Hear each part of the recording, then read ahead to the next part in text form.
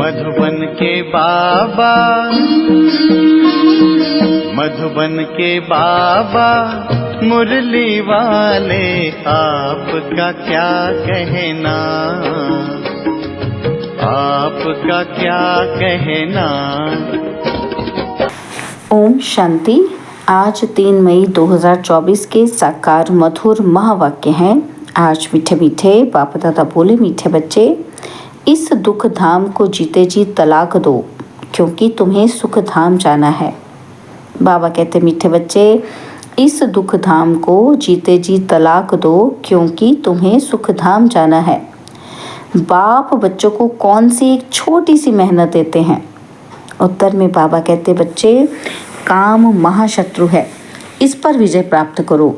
यही तुम्हें थोड़ी सी मेहनत देता हूँ। तुम्हें संपूर्ण पावन बनना है। पतित से पावन अर्थात पारस बनना है। पारस बनने वाले पत्थर नहीं बन सकते। और तुम बच्चे अभी गुलगुल बनो तो बाप तुम्हें नैनों पर बिठाकर साथ ले जाएंगे। ओम शांति। रूहानी बाप रूहानी बच्चों को समझाते हैं। यह तो बच्चे ज़रूर समझते हैं कि हम ब्राह्मण ही हैं जो देवता बनेंगे। यह पक्का निश्चय है ना। टीचर जिसको पढ़ाते हैं तो ज़रूर आप समान बना देते हैं। यह तो निश्चय की बात है। कल्प कल्प बाप आकर समझाते हैं कि हम नरकवासियों को स्वर्गवासी बनाते हैं। सारी दुनिया को बनाने वाला कोई तो होगा ना। बाप स्वर्गवासी बनाते हैं और रावण नरकवासी बनाते हैं। इस समय है रावण राज्य और सत्युग में है राम राज्य। राम राज्य की स्थापना करने वाला है तो ज़रूर रावण राज्य की स्थापना करने वाला भी होगा। राम भगवान को कहा जाता है। भगवान नई दुनिया स्थापन करते हैं। ज्ञान तो बहुत सहज है, कोई बड़ी बात नहीं है, परंतु पत्थर बुद्धि ऐसे हैं जो पारस बुद्धि होना ही असंभव समझते हैं। नरकवासी से स्वर्गवासी बनने में बड़ी मेहनत लगती है, क्योंकि माया का प्रभाव है।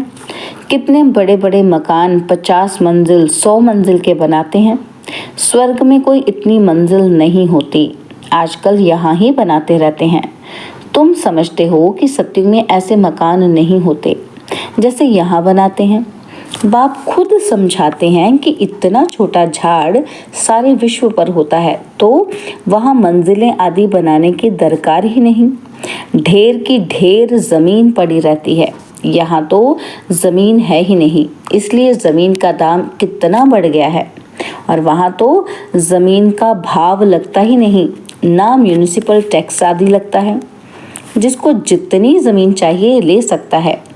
वहाँ तुमको सब सुख मिल जाते हैं सिर्फ एक बाप की इस नॉलेज से।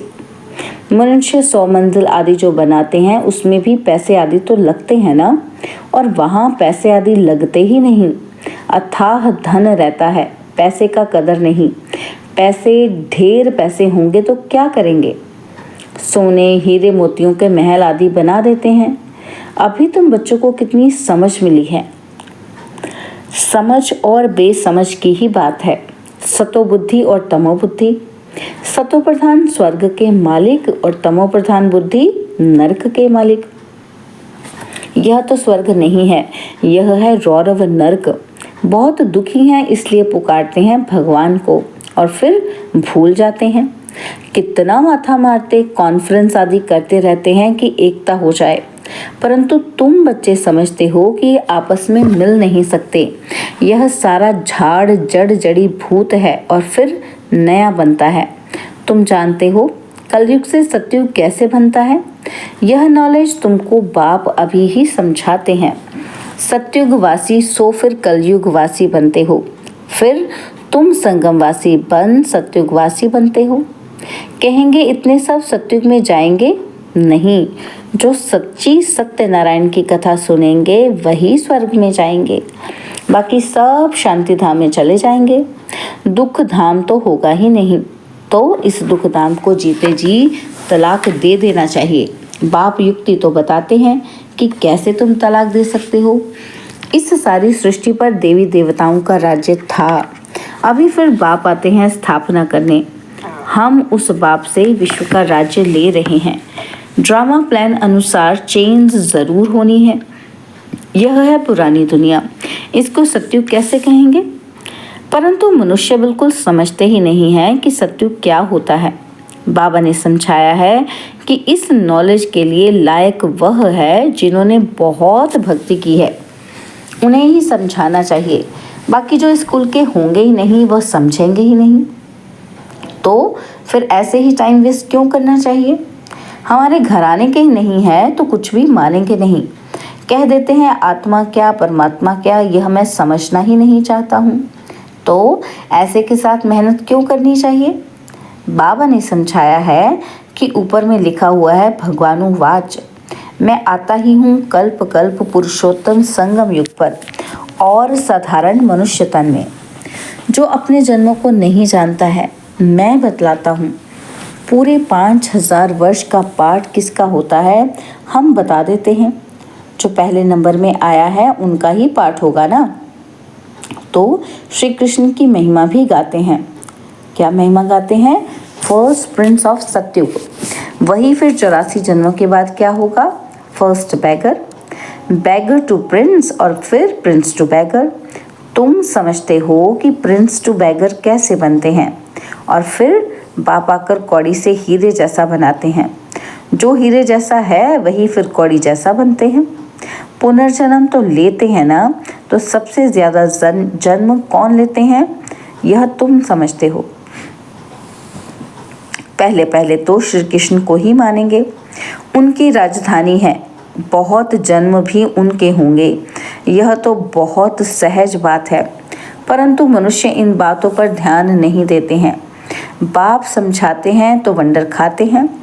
बाप एक्यूरेट बताते हैं, फर्स्ट सो लास्ट, फर्स्ट हीरे जैसा लास्ट कौड़ी जैसा। फिर हीरे जैसा बनना है, पावन बनना है, इसमें तकलीफ क्या है? पारलौकिक बाप ऑर्डिनेंस निकालते हैं, काम महाशत्रु है। तुम पतित किससे बने हो? विकार में जाने से, इसलिए बुलाते भी हैं पतित पावन आओ। क्योंकि बाप तो एवर पारस बुद्धि है, वह कभी पत्थर बुद्धि नहीं बनते हैं। कनेक्शन ही उनका और पहले नंबर जन्म लेने वाले का हुआ। देवताएं तो बहुत होते हैं परंतु मनुष्य कुछ भी समझते नहीं। क्रिश्चियन लोग कहते हैं क्राइस्ट से 3000 वर्ष पहले पैराडाइज था, वह फिर भी पिछाड़ी को आए हैं ना, तो उनकी ताकत है। उनसे ही सब सीखने जाते हैं क्योंकि उन्होंने फ्रेश बुद्धि है। बुद्धि भी उन्होंने है, सतो रजोतमो में आते हैं ना। तुम जानते हो सब कुछ विलायत से ही सीखते हैं। यह भी तुम जानते हो कि सतयुग में महल आदि बनने में कोई टाइम नहीं लगेगा। एक की बुद्धि में आया फिर वृद्धि होती जाती है, एक बनाकर फिर ढेर बनाते जाते हैं। बुद्धि में आ जाता है ना, तो साइंस वालों की बुद्धि तुम्हारे पास ऊंच हो जाती है। झट महल बनाते रहेंगे और यहाँ मकान व मंदिर बनाने में 12 मास लग जाते हैं। वहाँ तो इंजीनियर आदि सब होशियार होते हैं। वह है ही गोल्डन एज, पत्थर आदि तो होंगे ही नहीं। अभी तुम बैठे हो ख्याल करते होंगे कि हम ये पुराना शरीर छोड़ेंगे, फिर घर में जाएंगे और वहाँ से फिर सतयुग में योग बल से जन्म लेंगे। बच्चों को खुशी क्यों नहीं होती? चिंतन क्यों नहीं चलता? जो मोस्ट सर्विसेबल बच्चे हैं उनका चिंतन ज़रूर चलता होगा। जैसे बैरिस्ट्री पास करते हैं तो बुद्धि में चलता है ना, तो हम ये करेंगे। तुम भी समझते हो कि हम यह शरीर छोड़ जाकर ये बनेंगे। याद से ही तुम्हारी आयु वृद्धि को पाएगी। अभी तो बेहद पाप के बच्चे हैं, यह ग्रेड बहुत ऊंची है। तुम ईश्वरीय परिवार के हो, उनका कोई और संबंध नहीं है। भाई बहन से भी ऊंच चढ़ा दिया है। भाई भाई समझो, यह बहुत प्रैक्टिस करनी है। भाई का निवास कहाँ है? इस तख्त पर अकाल आत्मा रहती है। यह तख्त सभी आत्माओं के सड़ गए हैं, सबसे जास्ती तुम्हारा तख्त सड़ गया है। आत्मा इस तख्त पर विराजमान होती है। भ्रिकुटी के बीच में क्या है, यह बुद्धि से समझने की बातें हैं। आत्मा बिल्कुल सूक्ष्म है, स्टार मिसल है। बाप भी कहते हैं कि मैं भी बिंदु हूँ और मैं फिर तुमसे बड़ा थोड़ी हूँ। तुम जानते हो कि हम शिव बाबा की संतान हैं। अब बाप से वर्षा लेना है, इसलिए अपने को भाई भाई आत्मा समझो। बाप तुमको सम्मुख पढ़ा रहे हैं, आगे चल और ही कशिश होती जाएगी। यह विघ्न भी ड्रामा अनुसार पढ़ते रहते हैं। अभी बाप कहते हैं तुमको पतित नहीं होना है, यह ऑर्डिनेंस है। अब तो और ही तमो प्रधान बन पड़े हैं, विकार बिगर रह नहीं सकते।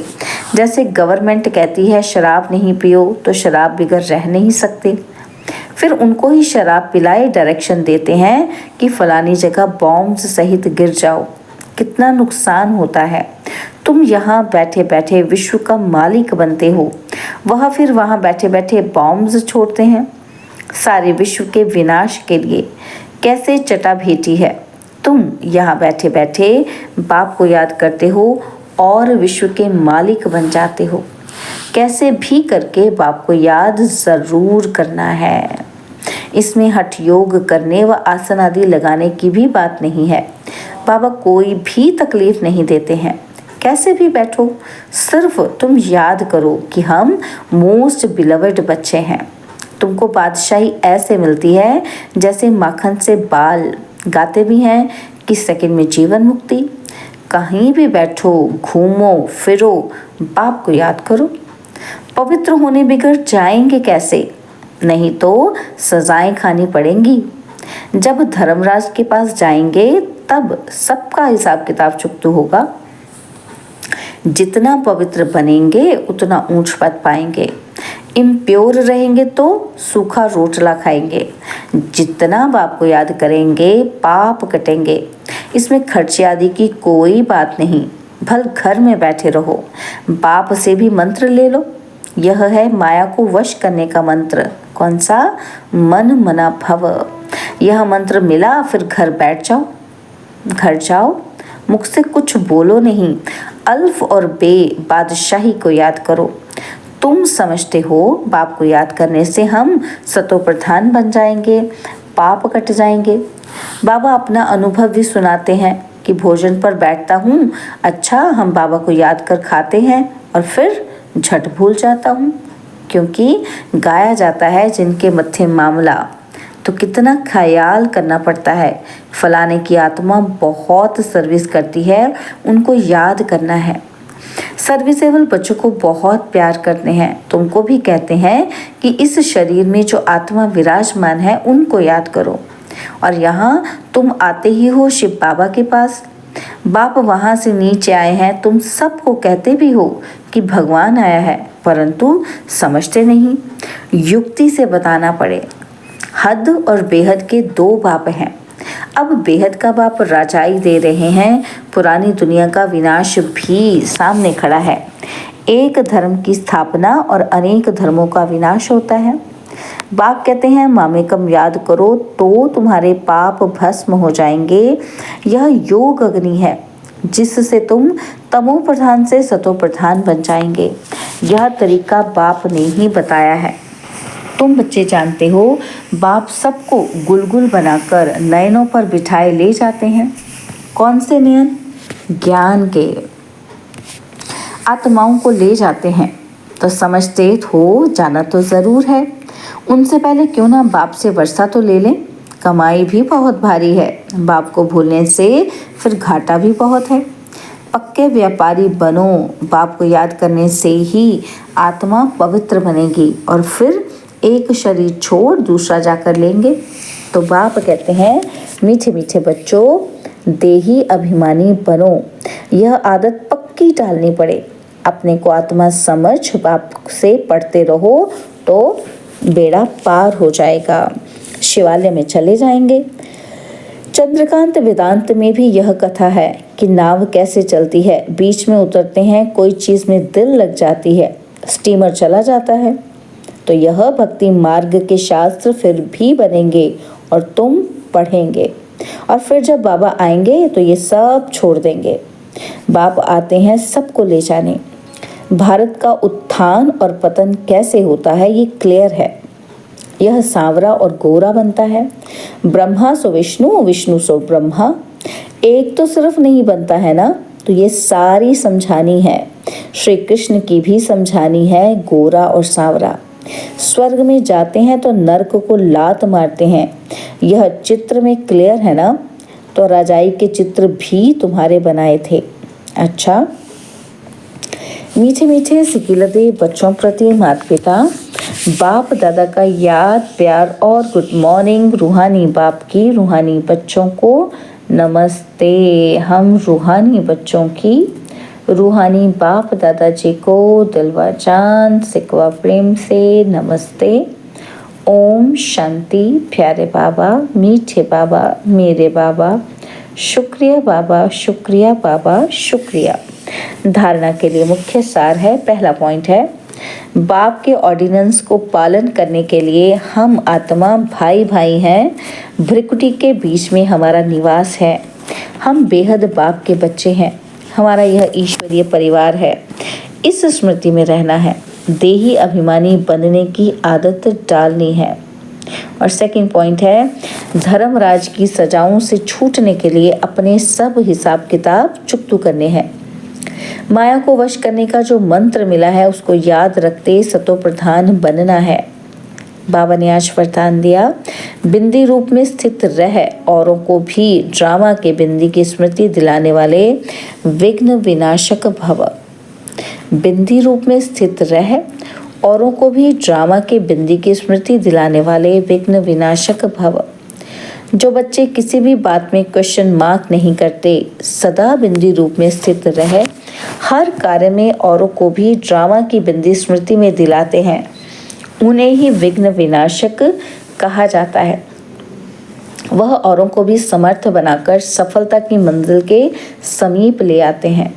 वह हद की सफलता की प्राप्ति को देख खुश नहीं होते, लेकिन बेहद के सफलता मूर्त होते हैं। सदा एक रस एक श्रेष्ठ स्थिति में स्थित रहते हैं। वह अपनी सफलता की स्वस्थिति से असफलता को भी परिवर्तन कर देते हैं। स्लोगन है, दुआएं लो दुआएं दो तो बहुत जल्दी मायाजीत बन जाएंगे।